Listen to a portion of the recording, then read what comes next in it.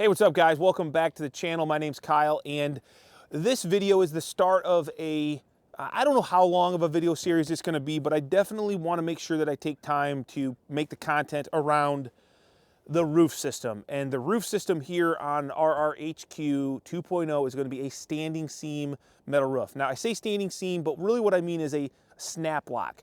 So if you've heard of standing seam, that's like a type of metal that we're gonna be emulating.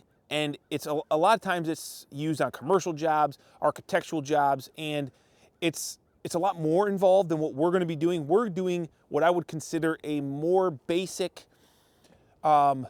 user-friendly system that I think anybody with really good metal background that has done some metal roofing would be able to tackle. It's a great system for cost, for protection on your roof. So that's why I'm using it.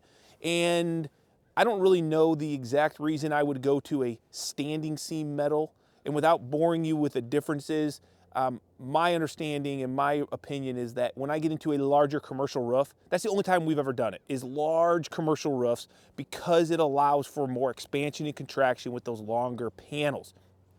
Or if you get into a very low sloped roof, then you need to do a real commercial standing seam roof because of the way that it will hem itself and seal it from any water protection. So with that being said, I just threw a lot at you. We're doing a snap lock standing seam metal roof, and you will see that in the future. But for now, this video is on the prep. We need to get this roof prepped for it. And we've already got our WeatherLogic panel. This is a Struck 1 panel, 5/8 thick. So we've got a good surface to install to. But we are going to be putting an underlayment on this. We're going to be using the Vapor Dry from Benjamin Opdyke. And the reason I went with that product is because it is a permeable underlayment. And what that means is that my system can dry outwards. We're also going to be using Cedar Breather, which is made for cedar roofs and metal roofing. And it gives us a nice little air gap between our metal, which is going to hopefully allow more potential drying, less worry about condensation sitting inside of that roof system. But first we need to start with our eave trim. Anytime I'm doing any roof work, I always try to think like water. I want to start at the bottom and work my way up, always shingling all the different systems over top of each other. Makes sense. I mean, water flows downhill typically. So the eave is the first thing we need to do. We need that flashing on so we can put our underlayment over top of it. I don't need the plastic on these trims because they're all going to be basically hidden, but that's one nice thing about metal sales. They do wrap all of our dark colored metals with plastic so it can be nice and clean. So this is my residential eave flashing, guys. And this is what is going to be down here at the bottom. This is what my snap lock panel is going to lock onto. It's going to give me my uplift. And it's also going to give me a little bit of protection from wind-driven rain with this little guy right here, this open hem. And you'll see later kind of how this all works. But now that I got a piece on over here, I did this so hopefully it makes more sense as we're talking about it. We've got a piece of fascia that's going to come up underneath here. And what I'm doing is just using a piece of 7/8 subfloor, and that will kind of mimic my 3/4 smart side trim. So I don't want it to be super tight. That's why I'm going with 7/8. But I also don't want to install my trims yet. I don't want to start that process. We'll kind of do that all at the same time. I just want to focus on my roofing process. So this is our extended eave. This is all manufactured by Metal Sales Manufacturing. This is the Bill Robin detail that I'm following. And Bill Robin was a guy that worked for Metal Sales for a number of years. He was their installer trainer, good friend, and he taught us this system and he developed it. And it's guaranteed leak free if you follow his design.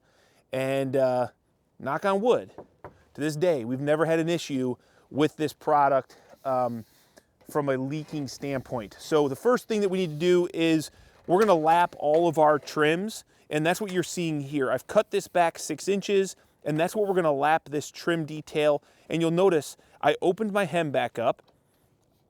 I cut this back, because this is a hem, to my mark. I got kind of a consistent line of mark at 6 inches. And then I also cut this back to the hem. And so if you look at my piece, okay, if you look at my end, I've got 2 layers of metal here, and I've got this open hem right here that and also this double layer back here. All these kind of have to be opened up and then cut back, because now what I can do is if you come over on this side, okay, I can set my next piece in here, and it's going to go right, as long as I get it to line up. Probably should have gloves on. Okay, we get that to line up, that's gonna overlock, and it's not just, in my opinion, for aesthetics, because it does look really nice when this is not just butted in there or overlapped. If you just overlap it, it'll look horrible. But this gives me the best kind of way to get my line nice and straight. It locks this in, so now these are basically one piece. And what I've got here is my fake fascia, so I can kind of just loosely line this up. And I'm just going to use my Weather Logic marks on my sheathing for my screw placement. What I mean by that is I've got marks on the Weather Logic spaced out in like 1 foot increments. And I'm gonna put a screw every 1 foot, because this piece of trim is what is going to keep my, my standing seam down and tight. So we don't wanna skimp on screws here. Because you don't want your roof getting peeled up in a major windstorm.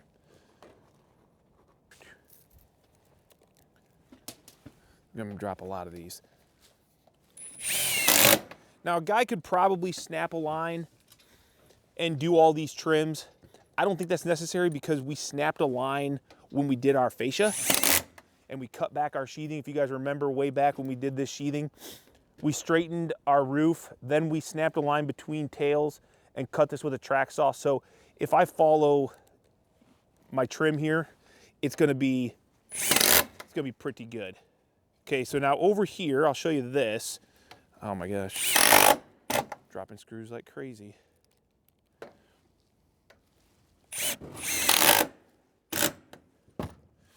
Okay, so now that we have this piece done here, what I need to do for this guy is I'm just going to hit it back over.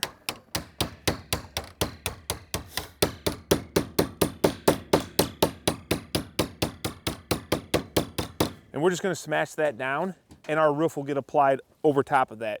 Now the reason I'm doing this trim now is because when we put our underlayment over top of it, I want the underlayment to go up over this.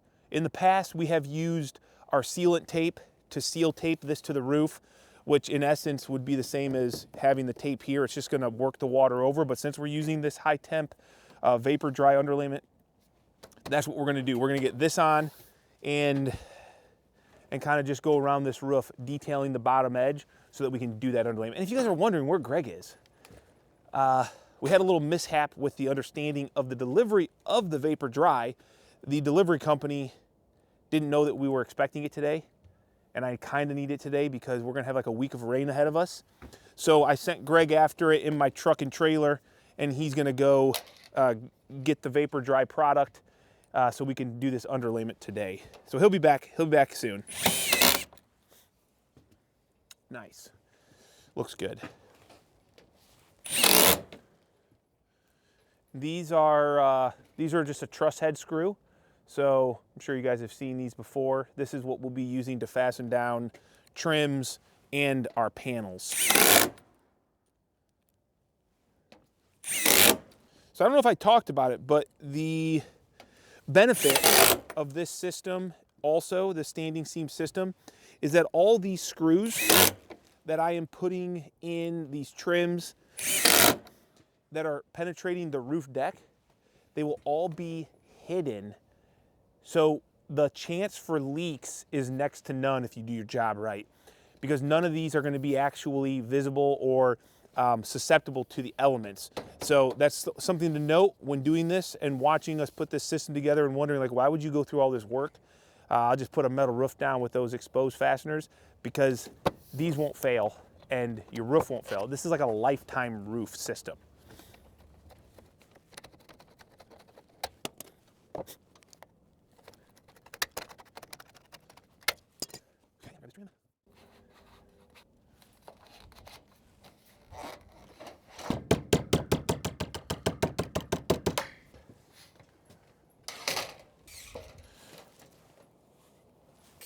So I'm also going to, on these eave, the ends of these eaves, I'm going to leave my trims a little bit long.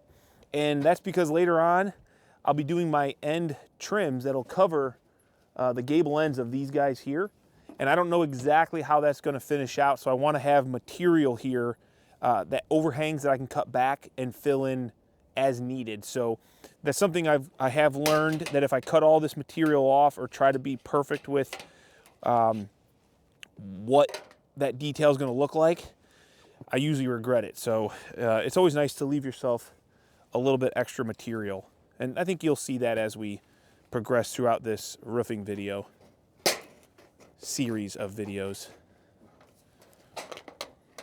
So I know I'm probably going to get the question, what the gauge of metal that we're working with, and this is all 26 gauge trims. So I know like a purist metal guy out there might be like, ah, those are weak.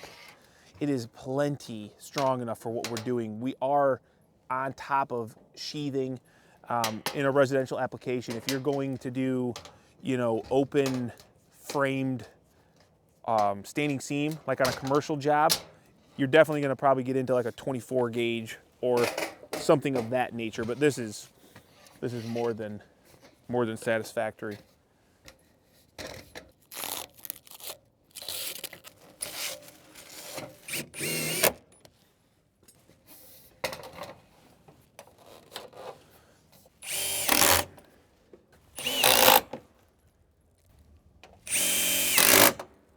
Okay guys, well that is our first eave, so you can kind of take a look at that and see how this, you know, looks. I mean, there's nothing super special about it, just that it's required, not required, makes sense to have this before you do your actual underlayment. I'm gonna go around while I'm waiting for Greg, and I'm gonna just get all these kind of standard eaves trimmed out and ready to go.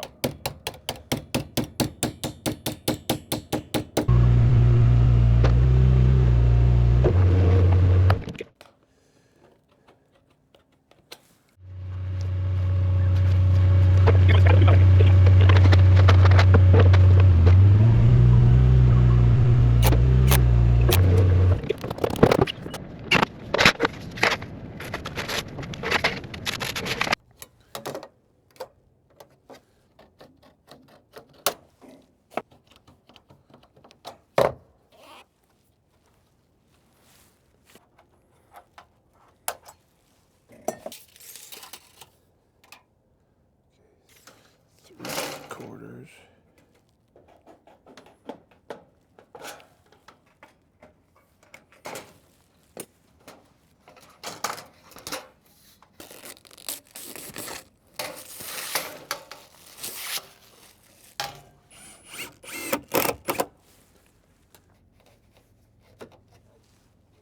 Okay, we got backside done. We're gonna head over to this front side here, and it's kind of nice. I've got a boom lift in the back. This will be for this area. I got the scissor lift in the front. We're gonna move to the Magni now, and really it's because I don't want to be moving the machinery through all this mud, because it is super muddy out here, and I don't think I'd even get my mega deck back there, even if I tried. So let's go over and get in the Magni.